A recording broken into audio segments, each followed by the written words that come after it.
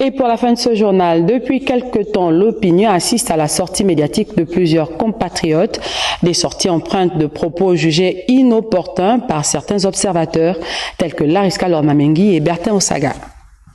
Quelques semaines après la tenue du dialogue national inclusif qui a permis aux Gabonais de proposer ensemble les fonds baptismaux d'un nouveau Gabon, l'on observe des sorties médiatiques de certains acteurs politiques, des prises de parole jugées inopportunes par plusieurs observateurs. Je suis contre le fait qu'on crée une opposition là où elle ne devrait pas être. Parce que déjà, les idées que nous émettons sont contradictoires. Et c'est ce qui fait leur équilibre dans un monde de liberté. On est opposé à qui?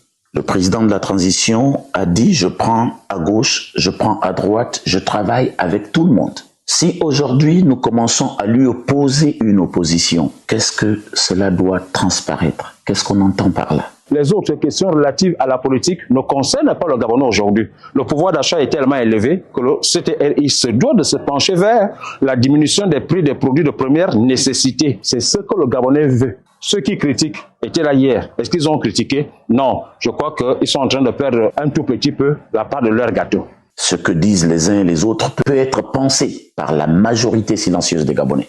Ceux qui ont donc l'occasion de rencontrer le chef doivent lui transmettre ces idées-là. Les annoncer tels que c'est fait ne dupe personne. Nous sommes tous vaccinés, sauf que nous estimons que le temps n'est pas encore à la guerre.